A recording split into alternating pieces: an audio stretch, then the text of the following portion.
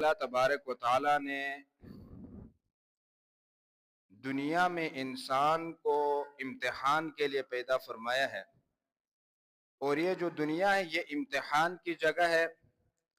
इस दुनिया में इंसान पर मुख्तलिफ किस्म के हालात आते हैं, कभी राहत है, कभी सुकून है, कभी खुशी है, कभी गम है, कभी तकलीफ है, कभी मुसीबतें हैं।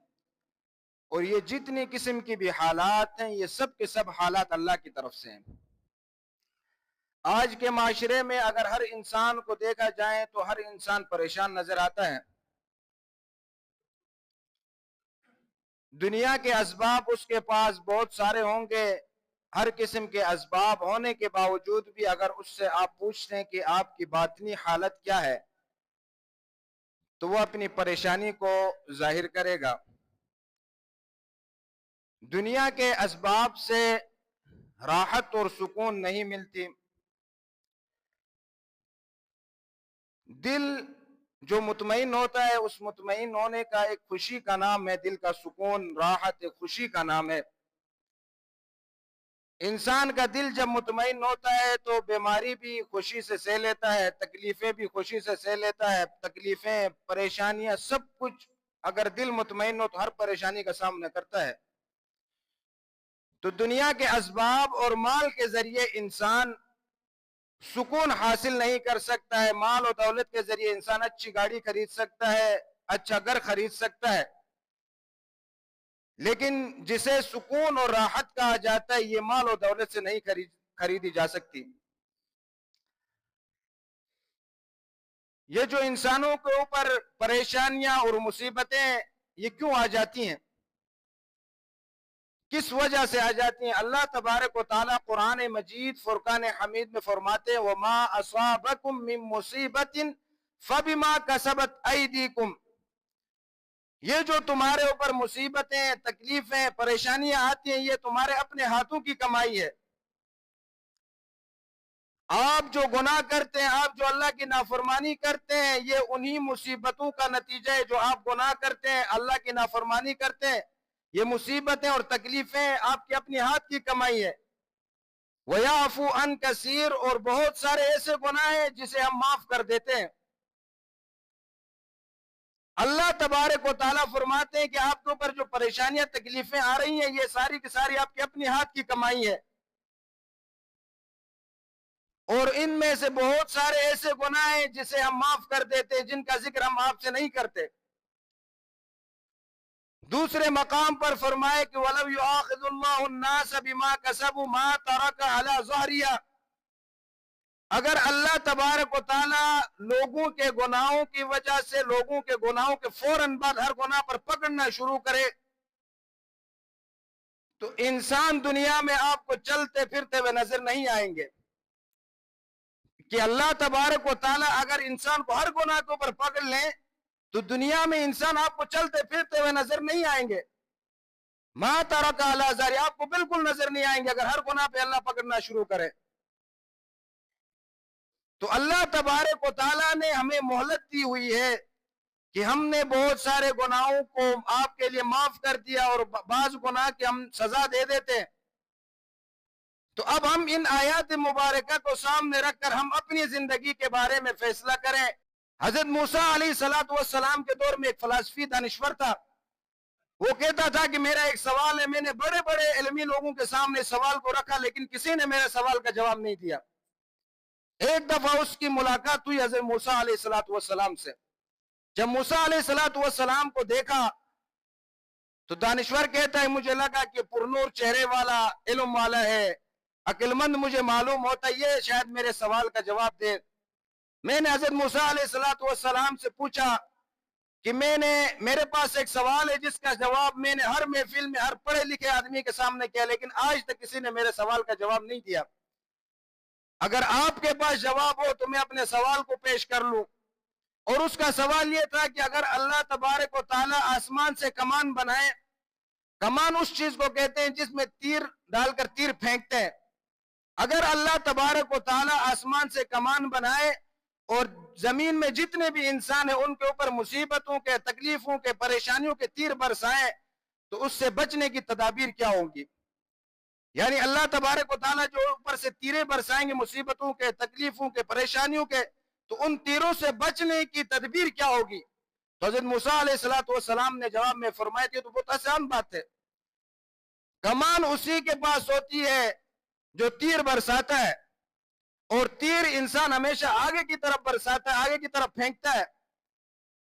जिसके हाथ में कमान हो उसी के दामन को अगर चिमट जाए, उसी के दामन को पकड़ ले, उसी के करीब हो जाए, तो इंसान उन तीरों से, उन मुसीबतों के तीरों से, उन तकलीफों के तीरों से बच सकता है। तो वो दानिश्वर कहने लगा कि मैंने बड़े बड़े इल्मी लोगों के सामने ये सवाल किया, लेकिन आज तक मेरे इस सवाल का जवाब नहीं दे सका। आपने इसका जवाब दिया है, मुझे लगता है कि आपको इसका जवाब अल्लाह तबारक व तआला ने बताया है।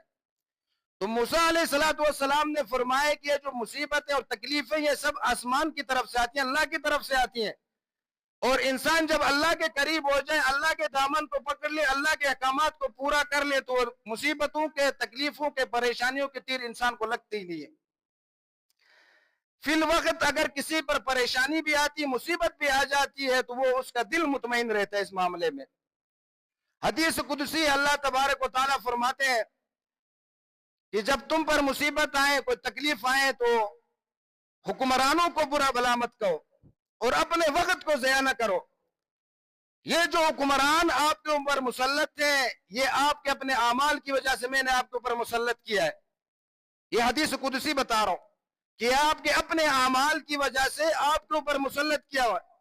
अगर आप अच्छे अमाल करेंगे, अल्लाह के अहकामात को पूरा करेंगे, नबी सल्लल्लाहु अलैहि वसल्लम की सीरत के मुताबिक जिंदगी गुजारेंगे, अल्लाह की नाफरमानी से बचेंगे, तो हम उन हुक्मरानों के दिलों को नरम करेंगे और वो आपके दरमियान इंसाफ करेंगे, अदल इंसाफ कायम करेंगे।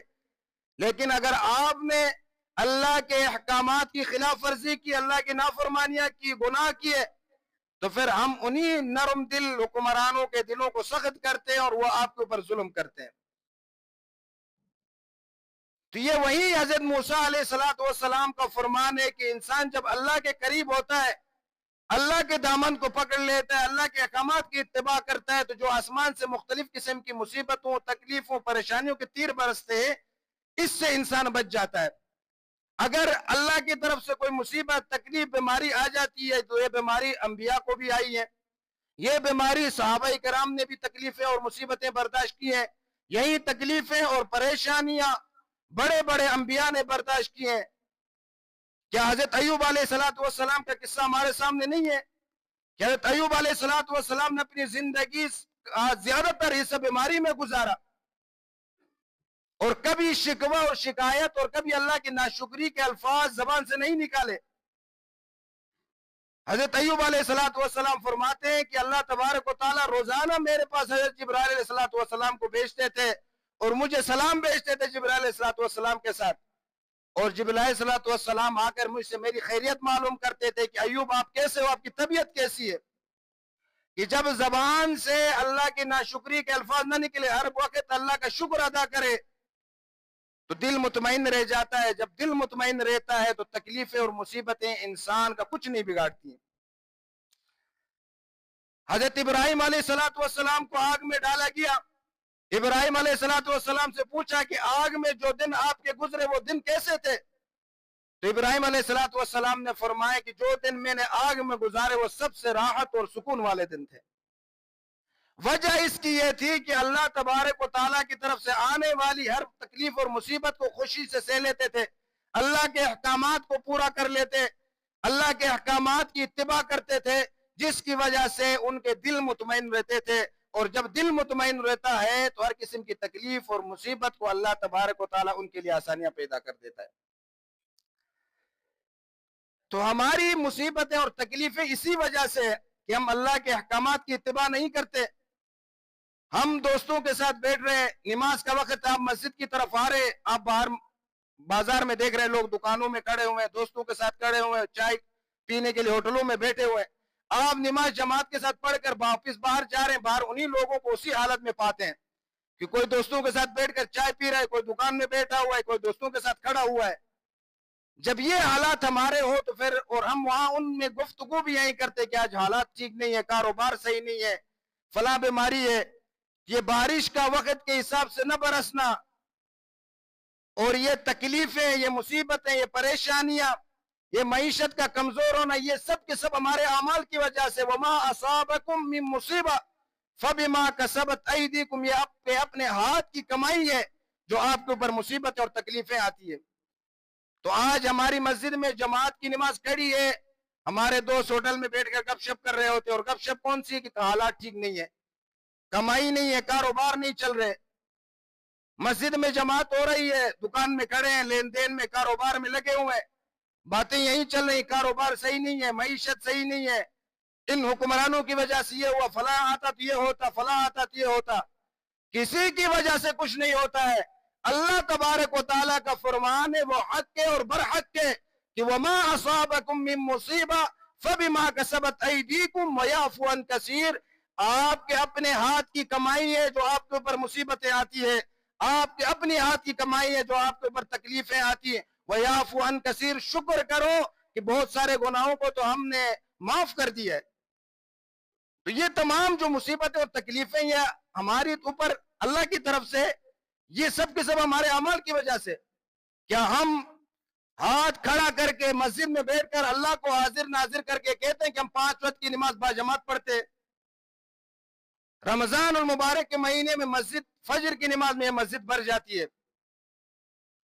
और ईद के दिन आहिस्ता आहिस्ता आहिस्ता ईद के दिन आता है तो मेरे पीछे सिर्फ एक अकामत करने वाला खड़ा होता है। जब मुसलमानों की ये हालत है, और फिर हम शिकवा भी करते हैं, नाशुक्री के अल्फाज भी अदा करते हैं कि हमारे ऊपर ये तकलीफ है और परेशानियां, काम सही नहीं चल रहा है, और सारा का सारा उठाकर गन हुक्मरानों के ऊपर डाल देते हैं कि इनकी वजह से ये हुआ है। क्या हमने हदीस कुदसी नहीं सुनी कि हमारे अमाल जो है, हमारे अमाल की वजह से अल्लाह ताला उनको हमारे ऊपर मुसल्लत कर देता है। हजरत उमर रजी अल्लाह ताला अन्हु रास्ते से जा रहे थे, सहाबा किराम भी साथ थे, एक शख्स को देखा जो नबीना भी था और दोनों हाथ भी कटे हुए थे, दोनों पांव भी कटे हुए थे। हजरत उमर रजी अल्लाह ताला अन्हु ने सहाबा किराम से पूछा कि क्या इस शख्स के पास आपको कोई नेमत नजर आती है? तो सहाबा किराम ने फरमाया कि इसके पास तो कोई नेमत नहीं है।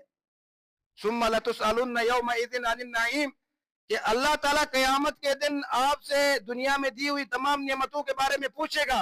तो क्या ये जो शख्स नजर आ रहे, जो नबीना भी है, हाथ भी पांव भी कटे हुए, जिस्म पर बरस की बीमारी है, सफेद और काले सिया धब्बे है, क्या इस शख्स के पास कोई नेमत नजर आती है? तो सहाबा किराम ने कहा कि इसके पास तो कोई ऐसी खास नेमत नजर नहीं आती है। तो हज़रत उमर रज़ी अल्लाह तआला ने शख्स से पूछा कि क्या आप खाना खाते हैं? उन्होंने कहा मैं खाना खाता हूँ। क्या आप पानी पीते हैं? कहा कि मैं पानी पीता हूँ। क्या आपको हजम होता है? तो हजरत वो शख्स कहने लगा जी मुझे अल्हम्दुलिल्लाह, मैं खाना भी खाता हूँ, पानी भी पीता हूँ और मुझे हजम भी होता है। तो हज़रत उमर रज़ी अल्लाह तआला ने फरमाया कि ये नेमत नहीं है कि इंसान खाना भी खाए, पानी भी पिए, अगर हजम ना हो कितनी बड़ी तकलीफ और मुसीबत है। तो इंसान जिस हालत में भी है, सर से लेकर पांव तक अल्लाह तबारक व तआला की नेमतें सही सालिम है, लेकिन उसके बाद भी हमारी जबान पे शुक्र के अल्फाज नहीं, हमेशा नाशुक्री के अल्फाज है। हम टाइम से नमाज नहीं पढ़ते, अपने खेल कूद में लगे रहते हैं, खासकर नौजवान तबका जो अपनी खेल कूद में लगे हुए हैं, दोस्तों के साथ बैठकर महफिलें घंटों घंटों बैठ जाते, रात भर मोबाइलों में लगे, लेकिन नमाज नहीं पढ़ते। इसके पीछे वालिदैन का कसूर है कि उनकी तरबियत सही नहीं की है। कल कयामत के दिन औलाद के बारे में भी तुमसे पूछा जाएगा। जब आपके आमाल सही होंगे तो अल्लाह तबारक व तआला आपके हालात भी बेहतर करेगा, और हालात बेहतर होंगे आमाल की वजह से। जब तक आमाल सही नहीं है तो फिर हालात भी बेहतर नहीं हो सकते।